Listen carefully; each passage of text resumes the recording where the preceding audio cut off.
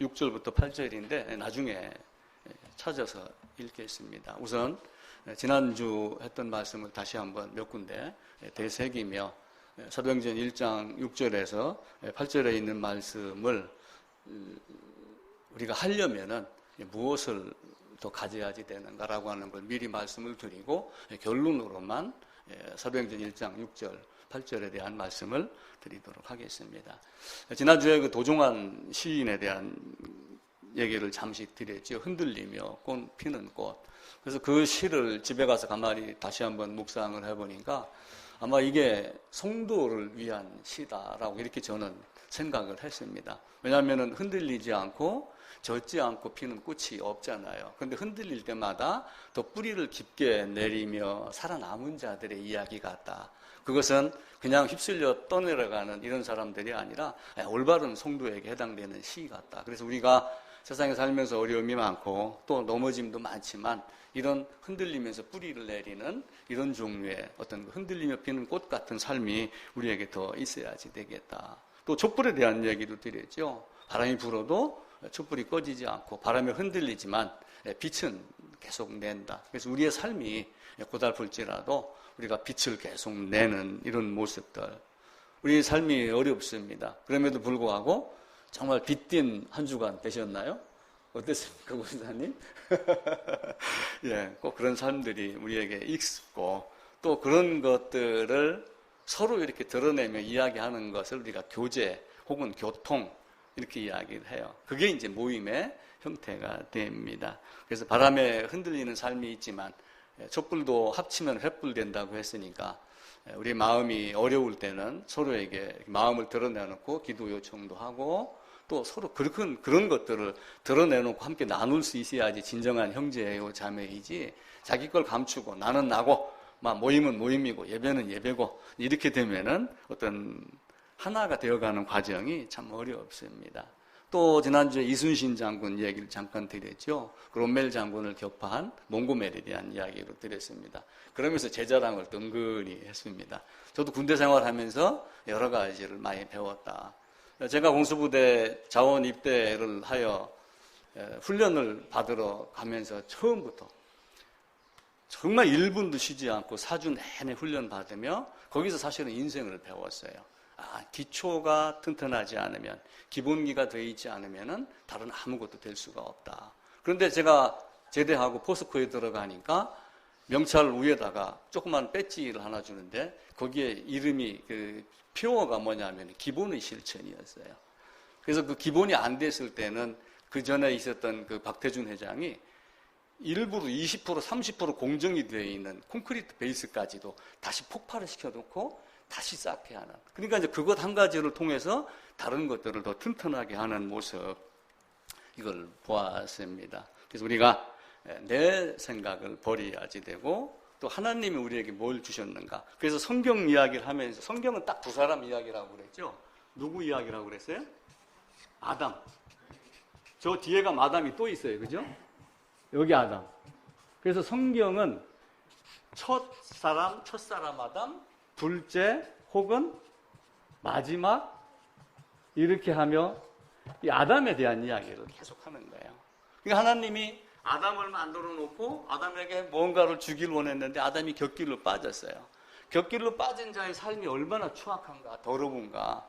그래서 이 중간에 여러 과정을 통해 가지고 거기에서 빠져나오는 것을 가르쳐 준 거예요. 아벨이 제사, 출애굽, 성막 이런 많은 것들을 통해서 어떻게 해야지 빠져나온다. 빠져나오지 않은 자, 또 빠져나왔음에도 불구하고 생활이 곁길로 빠진 사람들이 있어요. 이렇게 빠진 사람들이 있어요. 그런 사람들을 향해서 삶이 이뤄야지 된다라고 율법을 주었던 것. 또 율법이 우리에게 생활의 지침만 된 게 아니고 먼저는 죄값을 어떻게 치러야지 되는가라고 하는 것. 이거 한 가지라도 아셔야지 돼요. 제가 이 이야기를 수백 번, 수천 번 반복을 합니다. 왜 그러냐 하면은 이것 한 가지를 가지면 다른 것을 다 살아낼 수 있어요. 제가 가요 무대를 즐겨봅니다. 월요일날 락은 저녁 9시 50분에 가요 무대를 트는 거예요. 근데 딱 가요 무대를 틀으면서 내가 늘 집사람하고 하는 얘기가 있어요. 가수는 한 곡만 히트하면은 평생 먹고 산다. 제가 그 생각을 딱 한 거예요. 근데 두 곡 히트, 세 곡 히트한 사람들도 많이 있어요. 근데 한 곡만 딱 히트해서 이름만 남겨도 가요 무대에 수시로 등장을 하고 그 사람의 노래를 다른 사람이 나와서 부르고 그거 로얄티 하나만 갖고도 평생을 먹고 사는 모습을 봐요. 신앙도 마찬가지예요. 교회당에 와도 복음 하나만 알면은 나머지 모든 것을 다 이길 수 있어요. 다윗이 사울을 이긴 것도 사실은 그것 하나입니다. 그래서 우리가 내 생각을 버리고 하나님의 생각에 따라야지 됩니다. 이사야서 55장 한번 찾아보겠습니다. 이사야서 55장 6절부터 몇 절 한번 읽겠습니다. 이사야서 55장 6절부터 9절까지입니다. 제 성경으로 1036페이지입니다. 제가 읽을게요. 너희는 여호와를 만날 만한 때에 찾으라. 가까이 계실 때 그를 부르라. 같이 읽읍시다. 악인은 그의 길을, 불의한 자는 그의 생각을 버리고 여호와께로 돌아오라. 그리하면 그가 긍휼히 여기시리라. 우리 하나님께로 돌아오라. 그가 너그럽게 용서하시리라. 이는 내 생각이 너희의 생각과 다르며 내 길은 너희의 길과 다름이니라. 여호와의 말씀이니라. 이는 하늘이 땅보다 높음같이 내 길은 너희의 길보다 높으며 내 생각은 너희의 생각보다 높음이니라. 하나님의 길과 내 길이 다르고 하나님의 생각과 내 생각이 다릅니다. 그래서 제가 지난주에 그 글을 올리면서 몇 번째인가 비교하지 마라. 다른 사람하고 비교했을 때 부족한 사람은 절망을 느끼고 너무 똑똑하고 잘난 사람은 교만해진다. 근데 비교할 때 딱 한 가지 비교하는 것은 어제의 나와 오늘의 나를 비교를 하는 거예요. 그리고 내일 이 시간에는 오늘을 얘기하는 어제의 나와 또 오늘의 나를 또 비교를 하면서 내가 얼마만큼 성장했는가, 다시 꼬꾸라졌는가 이런 것들을 늘 살펴야지 됩니다. 주위를 가만히 한번 살펴봐 보세요. 내가 최고인 것 같고 내가 제일 잘난 것 같고 그러지만 가만히 비교를 하다 보면은 내가 아무것도 아니라는 것 알아요. 내가 훌륭한 선생님이 되고 훌륭한 목사가 되고 훌륭한 사장이 된다 해도 나보다 엄청나게 크고 위대하고 거대한 이런 것들이 많이 있음을 압니다. 그건 우리가 시인을 해야지 돼요. 그런데 우리는 자기에게 취하여 자기도취로 내가 최고야. 천상천하 유아독존이야. 이렇게 하고 그러지만 그 천상천하 유아독존의 진정한 의미는 이 세상에서 나는 아무것도 아닌 존재. 벌레와 같은 존재, 아니 가장 작은 존재에 불과하다라고 하는 것을 우리가 아는 것입니다. 사실은 지식이라고 하는 것은 지금 이 세상에서는 너무나 많습니다. 그래서 어떤 사람이 이야기를 해요. 아는 것이 모자라서 부족한 세상이 아니다. 아는 것이 모자라서 안 되는 세상이 아니에요. 다 압니다. 무슨 얘기하면 다 알아요. 다 아는데 안 되는 이유는 뭐예요? 머리에 머물러 있고 가슴으로 내려가지 않는 거예요. 귓밥에만 담겨져 있고 그나마도 머릿속으로 안 들어가는 사람들이 있어요. 그래서 이 아담 안에 수많은 사람들이 있는 거예요. 하나님은 거짓말을 해요, 안 해요? 하나님은 거짓이 없습니다. 하나님은 거짓말을 하지 않습니다. 그런데 로마서 5장에 가면 네가 죄를 지었다 이렇게 이야기를 해요. 내가 죄를 짓지도 않았는데 죄를 지었다고 했겠어요, 하나님이? 그럼 가서 따져야죠. 그런데 하나님은 아담 안에 있는 아담들에게 네가 죄를 지었다라고 하며 죄인이라는 개념을 말씀을 합니다. 아마 로마서 5장에 있는 그 말씀만 잘 이해를 했으면 펠라기우스가 나오지 않았을 거예요. 사람들은 예전부터 내가 왜 죄인이냐라고 하는 걸 놓고 아담의 죄가 나에게 어떻게 전가됐느냐라고 하는 전가 이론에 지금 계속 매여 있는 거예요. 신학교를 가도 그런 얘기들을 많이 합니다. 왜 아담의 죄가 나에게 전가가 됐느냐? 라고 하는 얘기를 자꾸 하고 그러는데 대표성과 아담 안에 있는 아담들을 이해를 하면은 반드시 그렇게 됩니다. 결혼하고 자식을 셋을 낳습니다. 우리 막내 동욱이가 꼬맹이 때예요. 앨범을 보다가 어느 한 날 이야기를 합니다. 아버지, 나도 제주도 갔다 왔어. 제주도 간 적이 없어요. 근데 제주도 갔다 왔다고 그러더라고요. 이놈의 자식아, 어디서 벌써부터 거짓말해? 그랬더니 한다는 소리가 엄마 뱃속에 있었잖아요. 아버지 허리에 있었잖아요. 제가 그때 그 얘기를 굉장히 많이 가르쳤어요. 하나가 되는 것은 그런 의미가 되는 거예요. 안 갔어도 갔다고 인정을 하는 것이 하나님의 법입니다. 그 아담이 대표성 안에 들어갔었을 때 또 다른 아담이 대표성 안으로 들어가는 것을 성경에서는 가르칩니다. 그래서 했던 얘기가 뭐였어요? 안수 얘기했죠. 세례 얘기했죠. 그 조건은 죄를 깨달은 자가. 죄를 깨닫지 못했을 때는 너는 죄인이야 라고 이렇게 죄를 깨닫게 해주거든. 왜냐하면 죄를 깨닫게 해주면 반드시 그 다음의 결과가 뭐예요? 죽어야지 돼요. 하나님 죽이는 거예요. 진노하시는 하나님이에요. 하나님은 얄짤없습니다. 잔인하게 죽이십니다. 영원토록 영원한 형벌에 집어넣는 하나님이 사랑의 하나님이에요? 그렇지 않잖아요.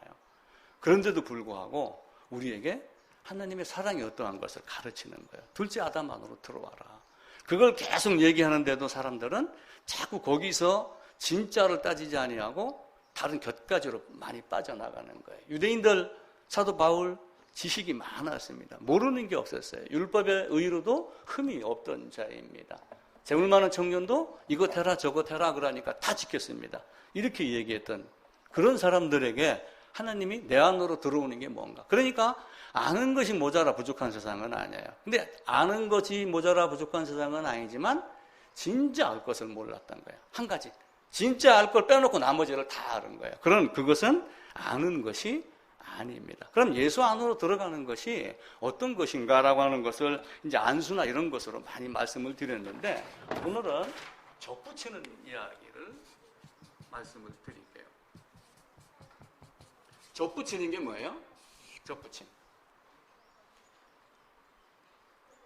농사 짓는 사람들 알잖아요. 고염나무하고 감나무가 있어요. 고염나무도 감나무가 합니다. 근데 감나무가 씨를 그대로 심으면은 물론 묘목이 자라지만 이전의 열매하고 동일하게 맺는 것도 간혹 있지만 어떤 때는 제대로 그 감같이 열지를 않아요. 사과도 마찬가지입니다. 사과 씨를 뿌려서 사과가 나도 원래의 제 어미 것에 대한 만큼의 열매를 맺지 못해요.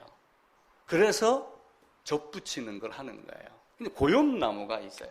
산에 가면은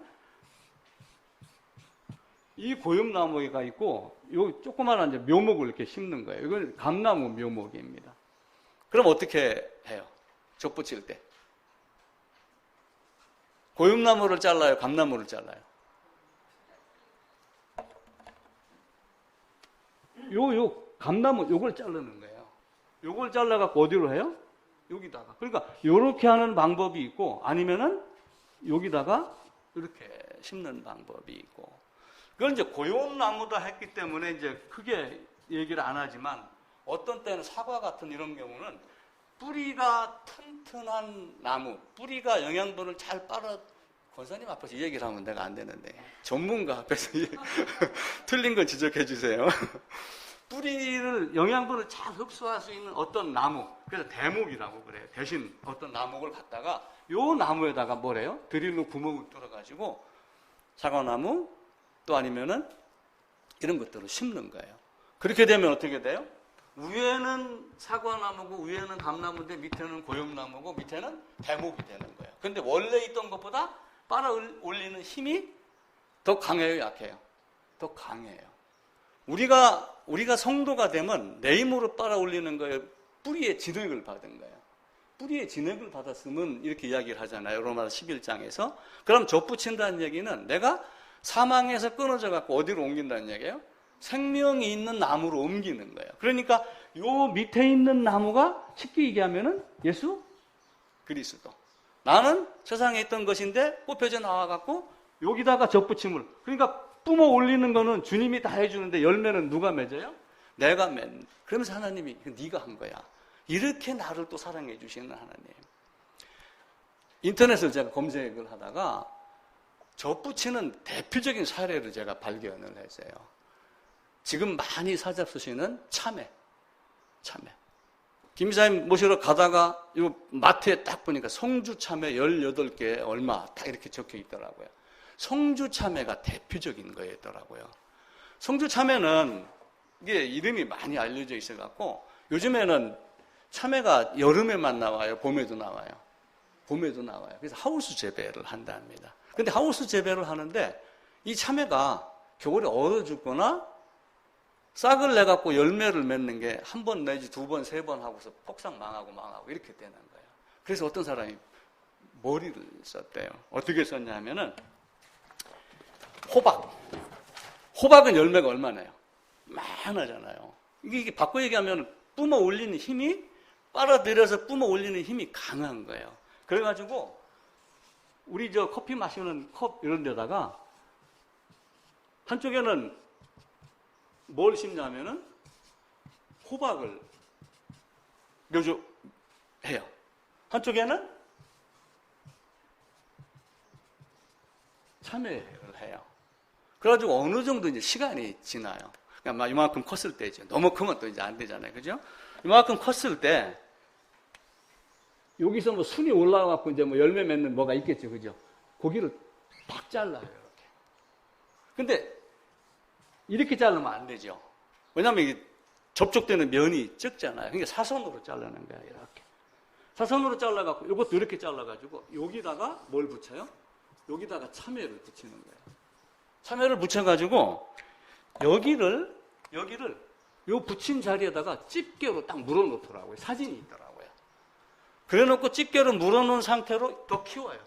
키워갖고 이제 어느 정도 크면은 이걸 밭에다가 옮기는 거예요. 그래서 2번 내지 3번 정도 열매를 맺던 것이 이렇게 하고 나니까 4번, 5번, 6번까지 꽃이 피고 열매를 맺더랍니다. 더 크고 더 맛있고. 그래서 송주 참외가 그렇게 유명하다라고 하는 걸 제가 알게 됐습니다. 로마서 11장으로 한번 가보겠습니다.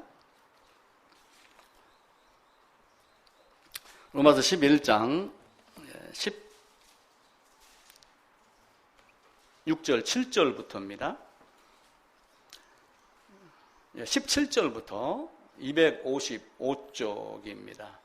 24절까지 같이 한번 읽읍시다. 또한 한 가지가 얼마가 꺾였는데 돌 감람나무인 내가 그들 중에 접붙임이 되어 참 감람나무 뿌리의 진액을 함께 받은 자가 되었은즉 그 가지들을 향하여 자랑하지 말라. 자랑할지라도 내가 뿌리를 보존하는 것이 아니요 뿌리가 너를 보존하는 것이니라. 그러면 내 말이 가지들이 꺾인 것은 나로 접붙임을 받게 하려 함이라 하리니 옳도다.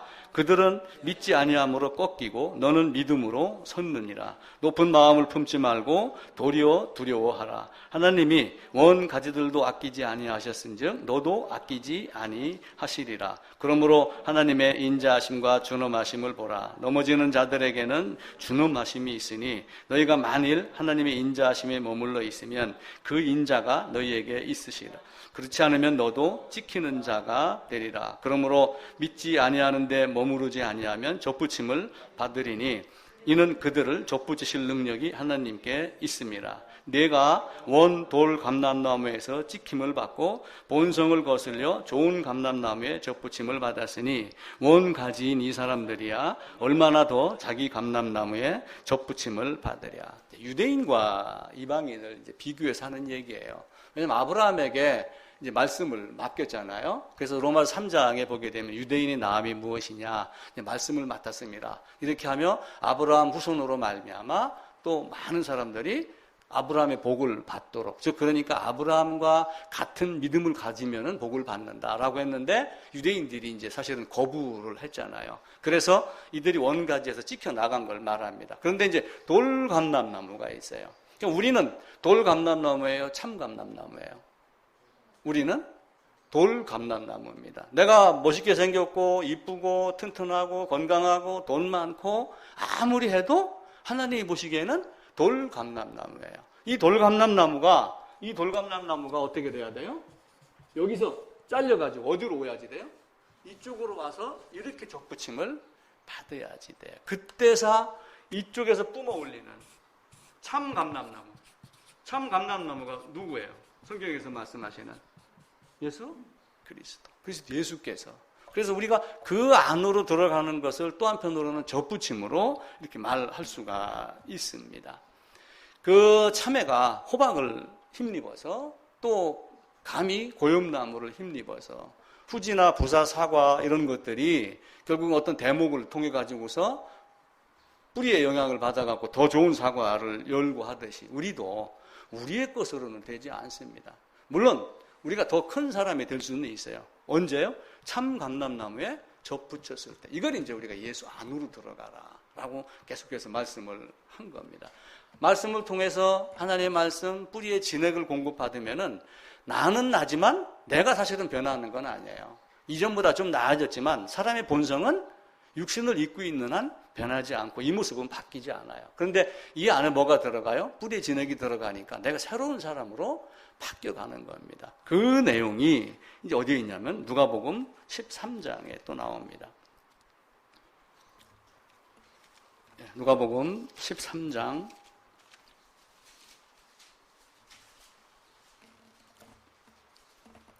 18절입니다. 제 성경으로 118쪽입니다. 18절에서 21절까지입니다. 그러므로 예수께서 이르시되 하나님의 나라가 무엇과 같을까? 내가 무엇으로 비교할까? 마치 사람이 자기 채소밭에 갖다 심은 겨자씨 하나를 같으니 자라 나무가 되어 공중의 새들이 그 가지에 깃들였느니라. 또 이르시되 내가 하나님의 나라를 무엇으로 비교할까? 마치 여자가 가루 소마 속에 갖다 넣어 전부 부풀게 한 누룩과 같을지니라. 이거는 이 누가복음에 있는 말씀은 접붙였을 때 한정이 되는 말씀이에요, 사실은. 물론 이제 여러 가지 비유를 드려서 성도가 하나님의 말씀을 받아들였을 때 작은 거였지만 큰 나무가 되고 새가 몰려올 정도로 풍성한 은혜를 누리고 베풀 수 있는, 가지 위로 새가 날로 들어와도 꿈쩍 않고 품어주는 이런 모습들이지만 애적 성장이죠, 그죠? 외관이 바뀝니다. 근데 중요한 건 또 뭐가 바뀌어야지 돼요?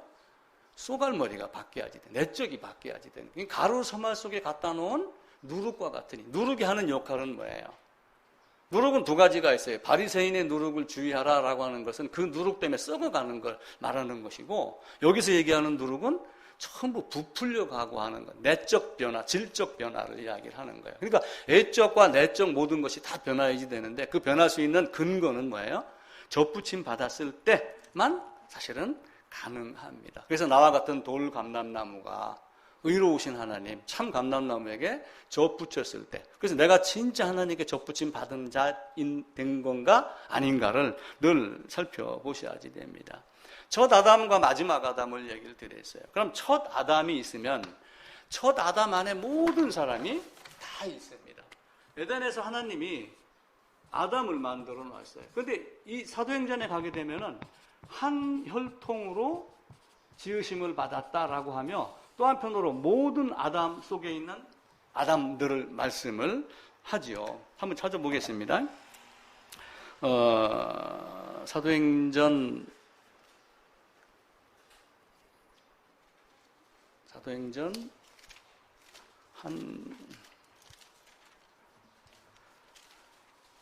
17장이네요. 사도행전 17장 26절입니다.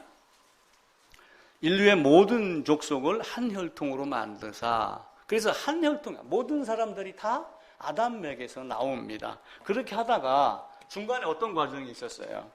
아벨, 또 그리고 무두셀라, 그러다가 노아가 나와가지고 사실은 심판으로 끝이 났잖아요. 근데 노아의 세 아들로 말미암아 다시 세상이 시작이 됐어요. 아담의 혈통이 노아로까지 이어지고 노아로 말미암아 심판이 어떤 것인가를 한번 알게 하고, 그리고 다시 시작을 하며 이미 보여준 대로 잘못된 길을 가면 너희가 이렇게 될 것이다 라고 했는데 이들이 어떤 방향으로 간 거예요? 한 혈통으로 만드는 모든 사람들, 한 사람이 범죄함으로 모든 사람이 죄를 지었다라고 성경은 단호하게 말씀을 합니다. 나는 거기 없었습니다. 나는 아담하고 모릅니다. 나는 이웃집 옆집에 잘못된 사람 이춘재 때문에 내가 죄를 배웠지, 살인을 배웠지, 욕하는 걸 배웠지, 나는 원래 착한 사람입니다. 아무리 그렇게 한들 하나님은 그렇게 이야기하지 아니하고, 내가 바울을 통해서 로마서 5장에서 네가 죄를 지었다, 한 사람이 죄를 범함으로 모든 사람이 죄를 지었다라고 선포를 미리 해 놓으셨습니다. 죄인이 된 걸 깨달으면은 탕자의 비유가 또 생각이 나요. 둘째 아들을 비유로 해가지고 집 떠난 자, 탕자에 대한 이야기를 또 하죠. 자기의 모든 것을 다 미리 받았습니다. 아버지 유산을 미리 다 땡겨받았습니다. 그리고 자기 발로 걸어 나갔어요. 아버지가 쫓아내지 않았어요. 근데 자기 발로 걸어 나가서 결국은 누가 깨달았어요? 아버지는 물론 집에서 간구하고 기도하고 문 밖을 내다보고 현관문, 살인문 안 닫고 초롱불 켜놓고 그렇게 잠을 잡니다. 그런데 나가서 보니까 내가 배고픈 자가 되는구나. 내 아버지 집에는 먹을 것이 풍부하구나. 내가 그 집에 들어가서 아버지 집에 가서 혼나서 설령 아버지가 너 이놈의 자식 와서 돼지나 쳐 모습 노릇이나 해 이렇게 품꾼으로 사용한다 할지라도 나는 그 품꾼이 되겠다. 난 아버지 집으로 돌아가는 것이 좋겠다 라고 하며 아버지 집으로 돌아가려고 하는 그 마음이 사실은 죄를 깨닫고 내가 사망에서 어찌 생명으로 옮겨갈까, 어떻게 하면 내가 이 기가 막힌 웅덩이에서 빠져나가가지고 하늘 구름을 타고 하나님께 갈까라고 하는 것을 말하는 겁니다. 시편에서 이제 그 내용을 다시 또 말씀을 하죠. 시편으로 한번 가보겠습니다. 시편 84편입니다. 제 성경으로 865쪽입니다. 시편 84편 10절입니다. 예, 한 절이요. 같이 한번 읽읍시다. 주의 궁정에서 한 날이 다른 곳에서의 첫날보다 나은즉 악인의 장막에서 사는 것보다 내 하나님의 성전 문지기로 있는 것이 좋사오니. 어쩌면 그 누가복음 15장에 나오는 탕자가 아마 이걸 알고 있었는지도 모르겠어요. 내가 설령 아버지 집에 가서 품꾼이 되고 문지기로 산다 할지라도 나는 아버지 집에 돌아가겠습니다 라고 이렇게 돌아갔었던 것. 그게 첫 아담과 두 아담 사이에 있었던 사람. 그래서 그 두 번째 아담 안으로 들어가니까 어떻게 돼요? 만약에 내가 돌아가지 않았으면 어떤 결과가 나오겠어요? 옛날 사람들 그런 말 많이 하죠. 화무 11홍이야. 화무 11홍이 뭐예요? 꽃 펴봐야 열흘밖에 안 간다는 거예요. 우리 인생, 야, 지금 의술이 좋아서 앞으로는 뭐 심장도 기계로 대체할 수 있어. 나 그렇게 한다라고 그러지만 90, 100, 120 넘어가겠어요? 그렇지 않아요. 순간 어느 한 날 갑자기 사라지는. 하나님 앞에서 산자가 되지 않으면은 하나님은 산자의 하나님이에요? 죽은 자의 하나님이에요? 산자의 하나님이에요. 죽은 사자가 더 귀해요? 살아있는 개가 더 귀해요? 밍크고래는 죽은 것도 괜찮아요. 돈이 많이 나가니까. 그런데 의미로 봤을 때는 죽은 사자보다 산 개가 나아요. 그걸 우리가 지금 여기서 말하는 게 아니고 솔로몬이 전도서에다 그걸 이미 기록을 해놨어요. 그 뒤로 넘어가가지고 시편, 잠언, 전도서 이렇게 되어 있죠. 전도서 9장 한번 보겠습니다. 전도서 9장 3절, 4절, 5절 제가 읽을게요. 모든 사람의 결국은 일반이라. 이것은 해 아래에서 행해지는 모든 일 중에 악한 것이니 곧 인생의 마음에는 악이 가득하여 그들의 평생에 미친 마음을 품고 있다가 후에는 죽은 자들에게로 돌아가는 것이라. 모든 산자들 중에 들어있는 자에게는 누구나 소망이 있음은 산 개가 죽은 사자보다 낫기 때문이다. 이렇게 말하며 이 하나님은 죽은 자의 하나님이 아니오 산자의 하나님이라고 말씀했던 그 누가복음에 있는 배경이 뭐냐면은 우리 주님이 부활에 대한 이야기를 계속했어요. 그때 사두개인들이 부활이 없다 딱 잘라 얘기를 한 거예요. 근데 우리 주님은 요한복음에서 뭐라고 말씀하셨어요? 나는 스스로 버릴 권세도 있고 다시 취할 권세도 있다. 그러니까 나는 죽으러 왔기 때문에 죽지만 너희들이 나를 설령 죽인다 할지라도 나는 다시 살 권세가 있는 하나님이다 라고 하는데 부활이 없다라고 그러니까 예수를 거부하는 거지, 부인하는 거지요. 그죠? 그런 자들에게 하나님은 산자의 하나님이지 죽은 자의 하나님이 아니다. 이렇게 이야기를 하는 거예요. 그래서 우리는 복음 하나를 철저하게 가져야지 돼요. 사람들은 얘기를 합니다. 제가 리더십 강의할 때도 그런 얘기 많이 했어요. 세상에 소금이 없으면 안 된다. 소금도 있어야 되고 황금도 있어야 된다. 그런데 소금, 황금보다 더 중요한 것이 있다. 지금 여기서 강의 똑바로 듣고 지금 여기서 열심히 살아야지 되고 황금, 소금보다 더 좋은 것이 지금이다. 이렇게 얘기를 했는데 성경을 보고서 또 깨달은 게 뭐였다고 그랬죠? 어떤 소금이 더 좋다고 그랬어요? 복음 어떻게 써요? 복음 이렇게 쓰는 거예요. 읽기는 이렇게 읽고 쓸 때는 이렇게 쓰는 거예요. 그래서 소금보다 황금보다 지금보다 더 좋은 게 복음이에요. 이게 우리가 있으면은 엉뚱한 데로 가지 않아요. 레밍 딜레마라고 하는 책이 2001년도인가에 나왔어요. 이게 그때 강사들 강의 교재로 많이 쓰이고 프레시 프로그램으로도 나와가지고 그 책에 있는 내용을 그림으로 쭉 표현한 게 있습니다. 이 레밍이라고 하는 게 쥐예요. 쥐 쉽게 얘기하면 쥐과 동물인데 그룹을 져서 살아요. 그리고 맹목적으로 앞에 가는 쥐를 따라서 살아요. 앞에가 어딘가 움직이면 왜 가는지도 따지지도 않아요. 어디로 가는지 묻지도 않아요. 무조건 같이 가는 거예요. 그런데 이 쥐가 특별한 어떤 그 능력이 있는지, 어디서 부르는 소리가 있는지, 이렇게 쭉 살고 있는데, 여기에 절벽이에요, 절벽. 이 너무 깊어서 사실은 잘 안 보여요. 여기 살고 있는 쥐들이 무슨 날만 되면 이쪽으로 점프를 해요. 제가 공수부대에서 비행기 타고 점프를 하듯이 여기서 그냥 계속 점프를 하는데 이 뒤에 있는 쥐들이 왜 뛰어내리는지도 몰라요. 근데 그 중에 하나가 우리가 왜 뛰어내리지? 몰라. 앞에서 가니까 가는 거야. 이렇게 뛰어내리는 장면이 나와요. 그럼 거기 가면 좋은 거야? 몰라. 아무도 안 돌아와 봐가지고 얘기를 들어본 적이 없으니까 거기가 좋은지 나쁜지 모르겠어. 그런데도 때만 되면은 1년에 한 번씩 점프 대회를 여는 거예요. 그러면서 수백 마리가 떨어져 죽습니다. 근데 이제 일부, 우리 정의사연, 사회구현, 무슨 이런 거 있듯이 일부 몇 사람이 점프하면 안 됩니다. 반대를 위한 반대 시위를 하는데 그 중에 또 하나가 그럼 뛰어내리는 거 말고 다른 건 없을까? 왜 저길 뛰어내리지? 라고 하면서 고민을 하다가 뭘 발견을 하냐면은 한참 건너 이쪽에 또 어떤 땅이 있는 걸 발견을 해요. 그래가지고 만원경을 가지고 쭉 살피니까 여기에 아주 막 푸른 나무가 있고 열매가 있고 막 좋은 곳이 있었어요. 근데 이게 거리가 너무 넓은 거예요. 못 가는 거예요. 때가 돼서 또 우리 전부 뛰러 가자라고 뛰러가고 하는데 슬그머니 뒤로 빠져가지고 뭘 하냐면 아니야. 나는 여기를 가는 게 아니라 왜 내가 이유도 모르고 이들을 따라가지? 나는 내가 보이는 곳으로 한번 가보고 싶어. 그래 놓고 나무에다가 그 화살같이 그 고무나무 이런 고무나무 잎사귀를 이제 늘어나는 걸로 이제 바꾼 거예요. 그래가지고 거기다 새총같이 쫙 만들어서 줄을 당기고 있다 자기가 뭘 하나 탁 끊으면은 이 줄을 매달렸던 붙잡고 있던 걸 딱 끊어져 갖고 점프를 하도록 만들었어요. 그리고 여기서 쫙 날아가지고 여기까지 이 나무 잎사귀 위로 딱 떨어집니다. 근데 날아가면서 밑에를 딱 보니까 전부 뾰족뾰족한 칼, 돌. 아, 이래서 얘들이 안 돌아왔구나. 이게 안 보이니까 못 모르고 뛰는 거예요. 우리 인생들 이런 인생이 있겠어요, 없겠어요? 이런 인생들 많습니다. 못 모르고 뒤따라가고 확인 안 하고 저 사람이 좋다 하니까 가고 이런 것들이 굉장히 많아요.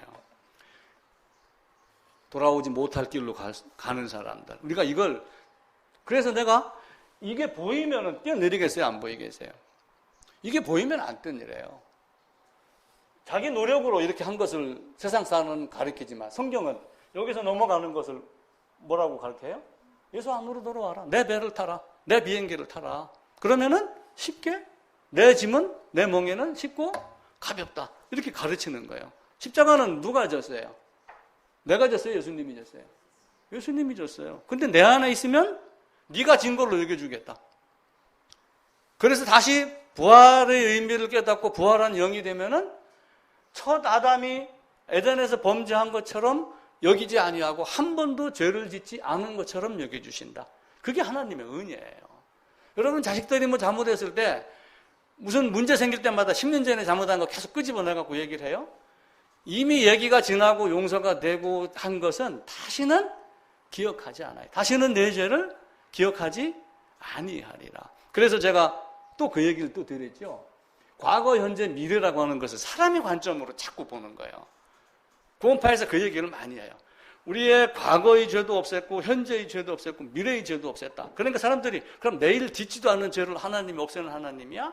이걸 자꾸 생각을 한단 말이에요. 근데 성경은 공유적 속성에서 또 비공유적 속성에서 사람과 하나님이 다른 걸 말씀을 하죠. 시공간을 초월하시는 하나님이에요. 그러니까 공간의 개념을 뛰어넘고 시간의 개념을 시간 단위로 쪼개서 보시는 시간의 순서를 따라서 보시는 하나님이 아니라 시간 전체를 동시에 모든 공간을 다 보시는 하나님. 그걸 인간의 언어로 표현한 것이 사실은 오늘과 내일, 과거와 현재, 미래 이렇게 이야기를 한 것인데 사실은 그 말을 사람이 만들어 놓고 거기에 빠지는 거예요. 그럼 우리는 내일 죄를 져도 안 돼? 저런 나쁜 놈들. 이렇게 해결을 하는 거죠.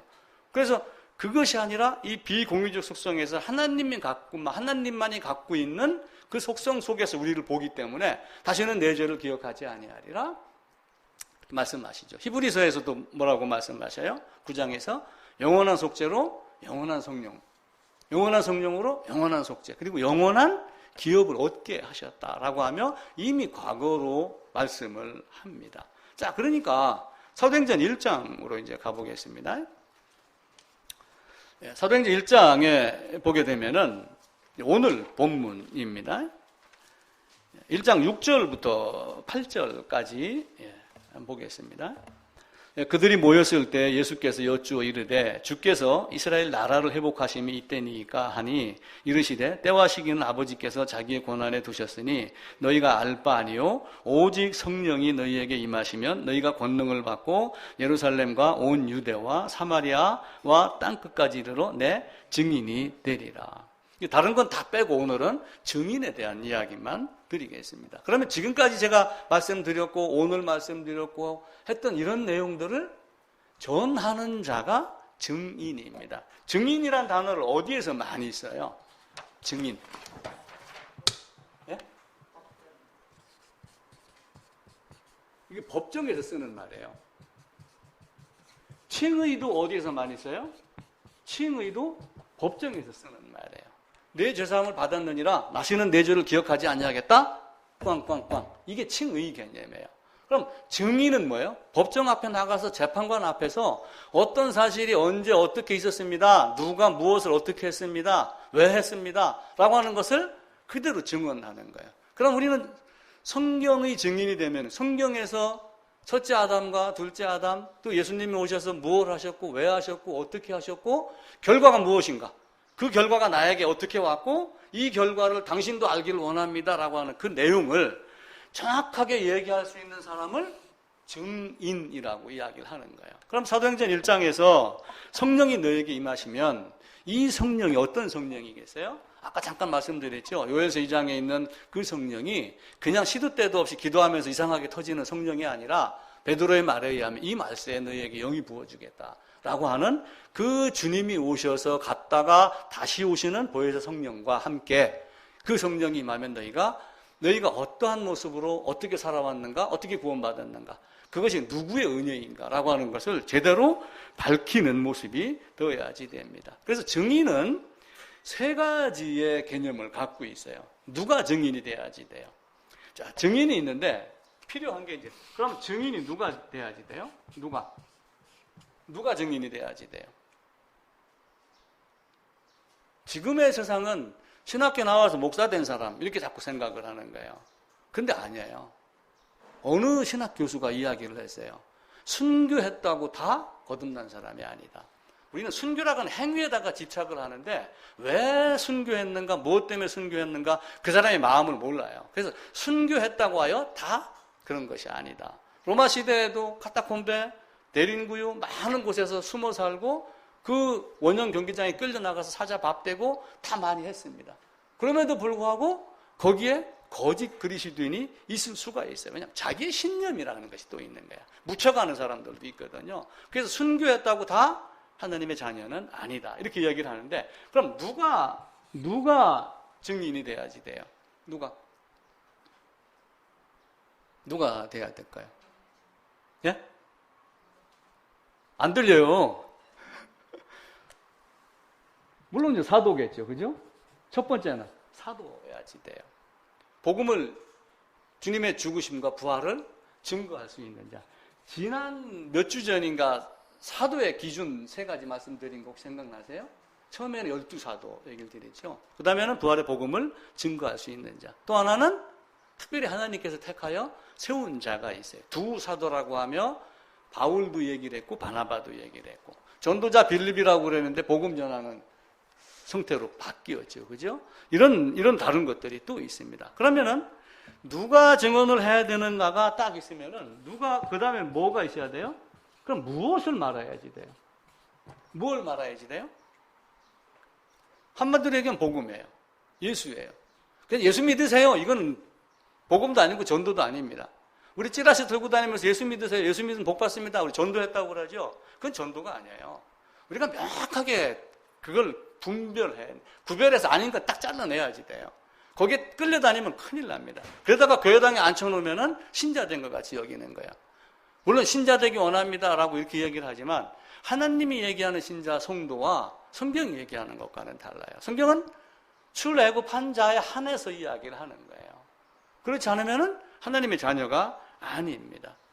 누가 무엇을 증거를 해야 되는가? 그런데 이제 문제는 뭐냐면은 이 사람 누가 무엇을 증거해야 되는데 이게 참되게 하려면은 어떻게 해야 되는가라고 하는 거예요. 이 세 가지를 잘 기억을 하셔야지 됩니다. 다시 얘기를 드리면은 누가 돼야 되는가? 첫 번째는 12 사도가 있습니다. 우리 주님에게서 택함을 받은 그리고 11명에서 마띠아 뽑아갖고 12이 됐죠. 12명이 제자가 됩니다. 두 번째는 마띠아의 경우도 어떻게 했어요? 대충 놀다가 그냥 제비 뽑았는데 걸려가지고 사도 된 거 아니에요. 3년 동안 따라다니면서 항상 우리와 함께 있던 자 중에 마띠아가 있었단 말이에요.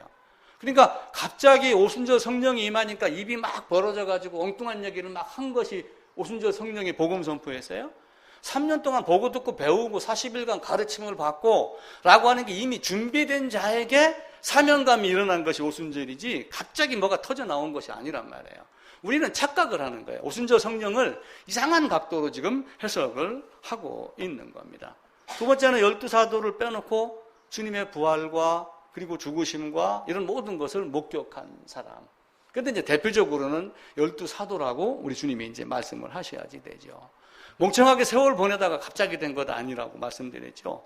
지식이 많이 있어야지 됩니다. 아니, 오픈북 했어요. 오픈북 테스트 하면은 공부 안 한 사람 오픈북 돼요, 안 돼요? 공부 안 하면 오픈북 테스트 해도 안 됩니다. 공부 다 한 사람이 몇 페이지에 뭐가 있더라, 몇 페이지쯤에는 몰라도 오른쪽 위에, 중간에, 왼쪽 아래, 저도 성경을 보면서 못 찾잖아요? 갑자기 안 나오면 거기쯤 하다가 넘겨보면, 이거 오른쪽 위에 있었지, 이거 왼쪽 아래에 있었지, 그렇게 해서 찾는 경우도 많아요.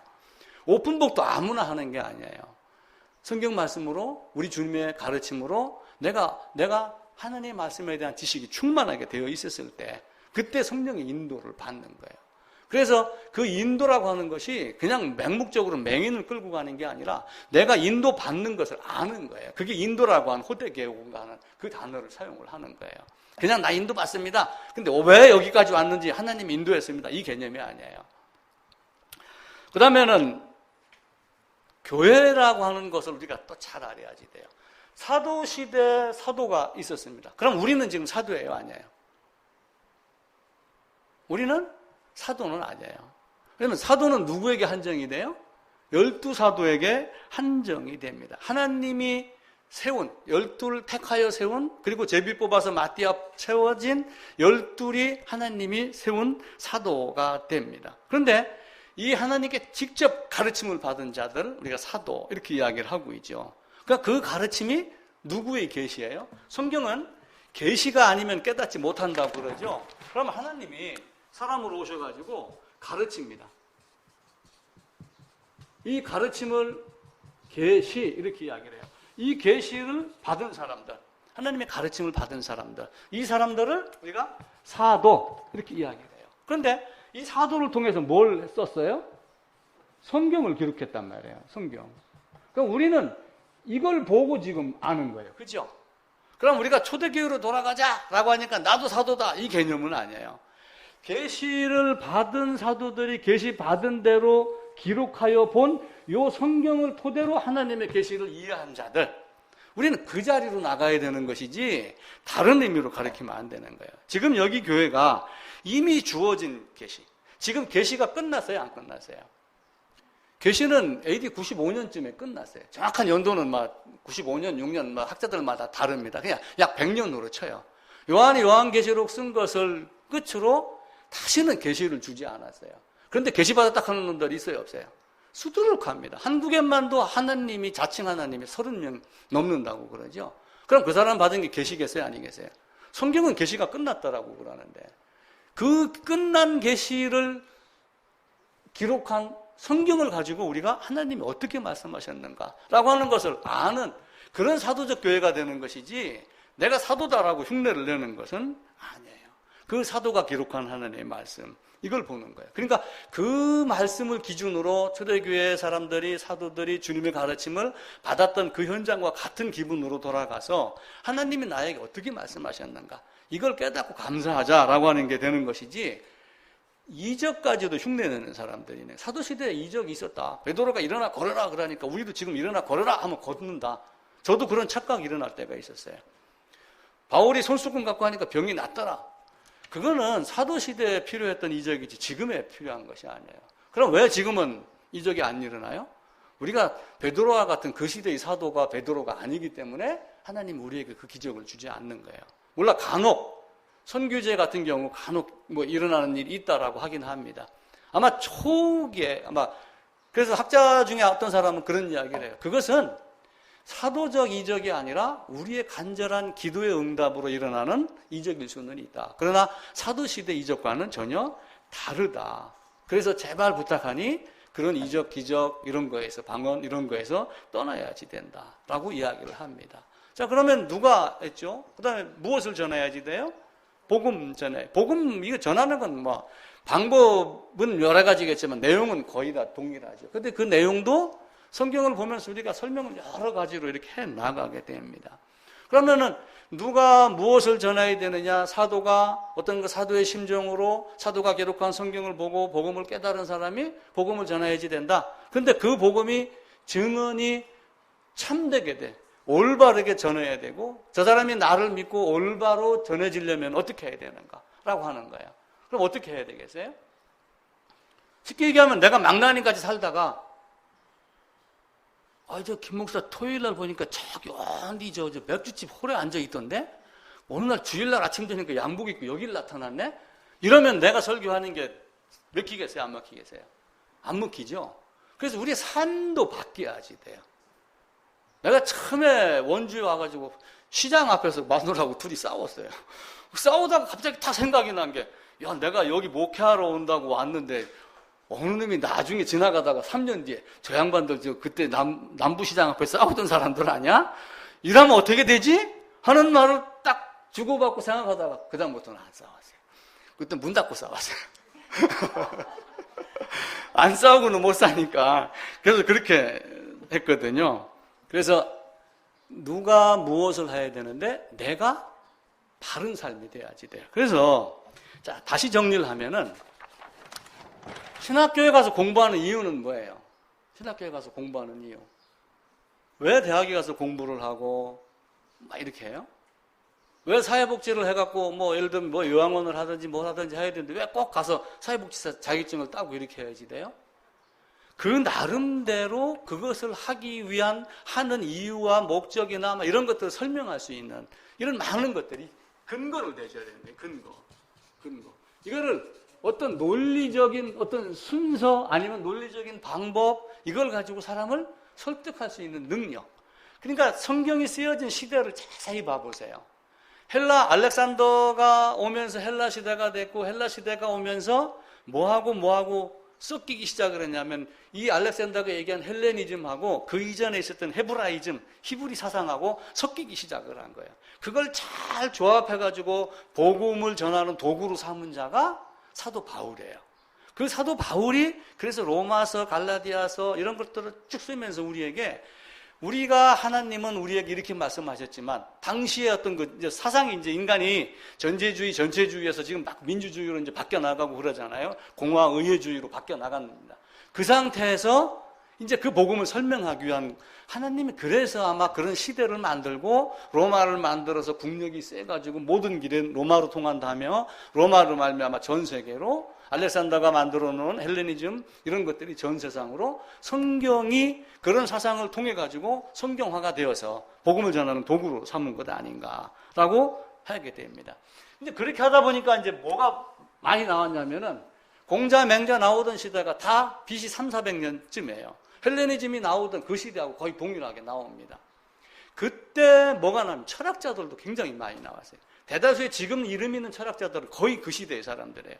그들이 신에 대해서, 인생에 대해서, 삶에 대해서 논하는 많은 것들을 바울이 끌어다가 성경하고 연결을 시켜가지고 알지 못하는 신, 내가 너희를 알게 하겠다. 이 이분이다. 이렇게 얘기하며 접근을 하기 시작을 했죠. 그러니까 논리적으로 접근을 하는 능력이 누구에게 있어야지 돼요? 증인에게 있어야지 돼요.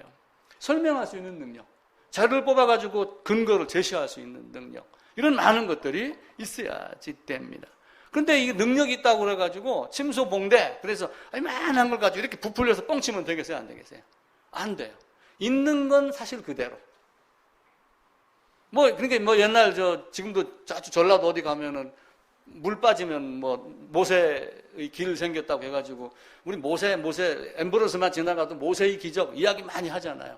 전부 그렇게 뻥치는 게 아니라 있는 것 그대로 사실대로 하나님이 일어나신 분이다 라고 하는 것을 말할 수 있는 능력. 그러니까 내가 바른 삶이 안 되고 바른 능력이 안 되면 복음 전하겠어요? 안 되겠어요? 그 전해지지 않습니다. 그러니까 복음 전하는 사람들이 참돼야지 돼요. 논리적인 것도 있어야 되고, 두 번째는 사람이 참된 사람이 돼야지 돼요. 참된. 그러니까 이거를 다시 다른 말로 바꿔 하면 윤리적인 개념이 되는 거예요. 윤리인데 또 한편으로는 저 사람을 신뢰할 수 있는 신뢰성이 있어야 돼요. 신뢰성이 있어야지 저 사람 믿을만 하구나. 그래서 신뢰성은 어디서 나온다고 그랬어요? 제가 말씀드린 적이 있어요. 성품하고 성격하고 이게 어우러져 가지고 신뢰성이 나와요.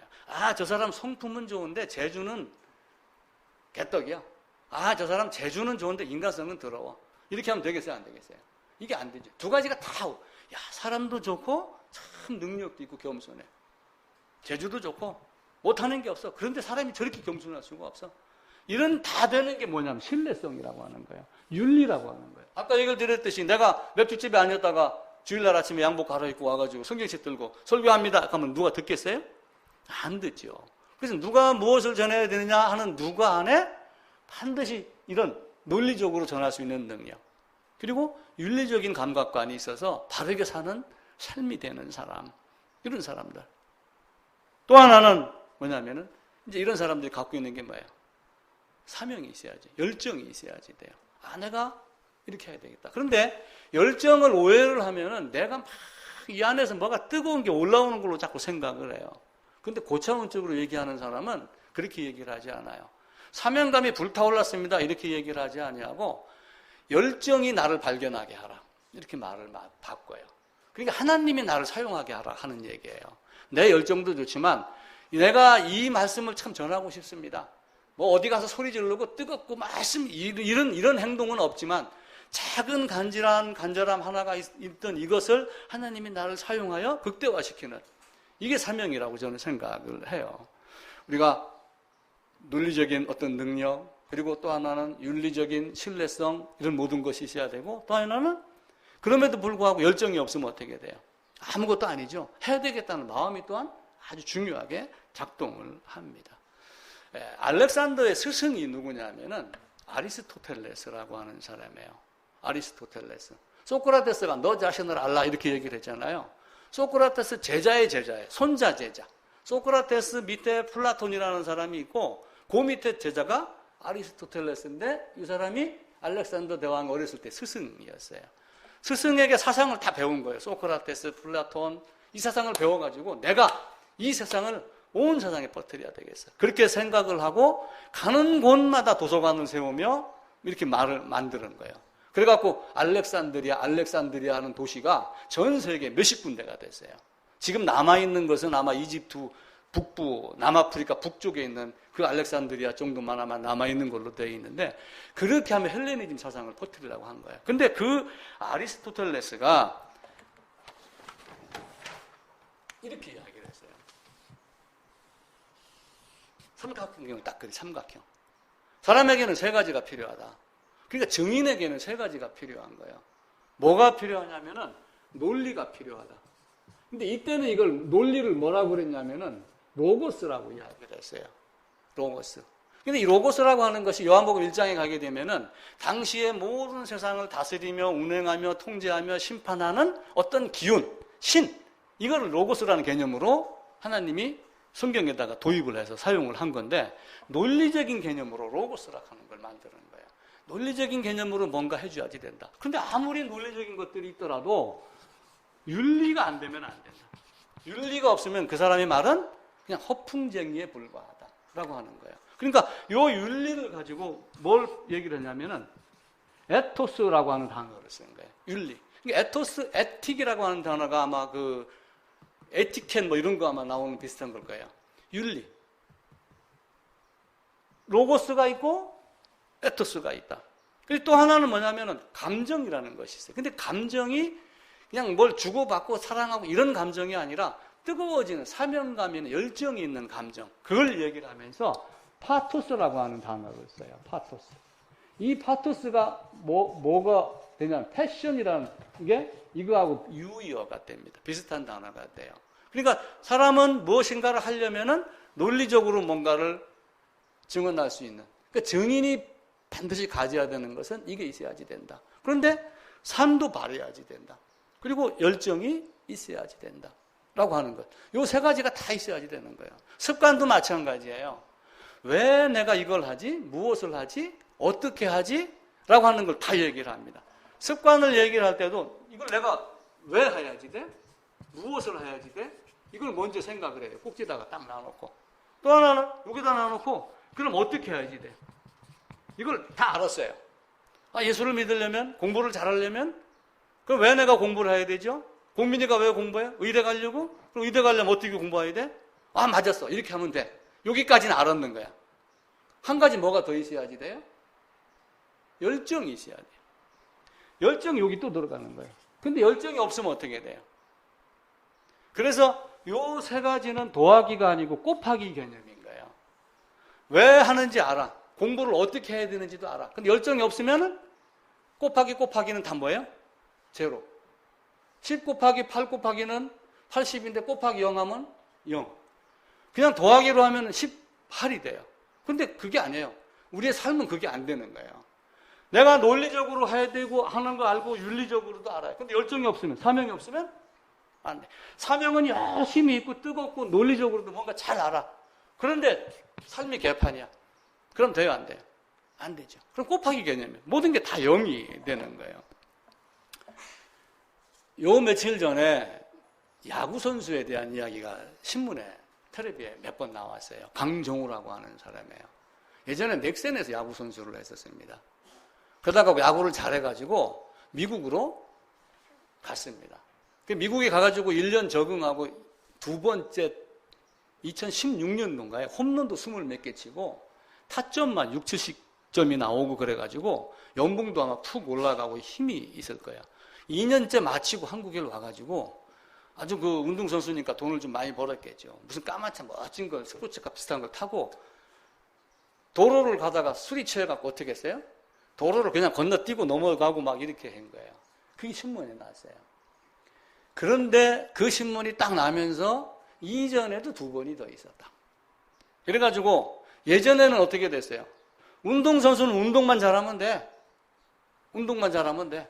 목사는 말만 잘하고 열정만 있으면 돼. 삶은 안 해도 돼. 이렇게 생각했을 거 아니에요. 운동선수는 야구만 잘하면 돼. 배구만 잘하면 돼. 그러고 가서 금메달만 따면 되지. 이렇게 생각을 했단 말이에요. 근데 지금 국민 수준이 높아졌어요? 안 높아졌어요?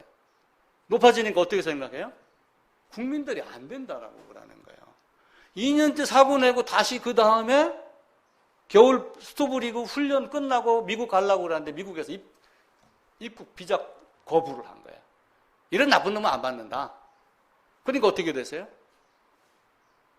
빙글빙글 떠돌다가 얼마 전에 한 1, 2주일 전에 한국 프로야구로 복귀하겠습니다.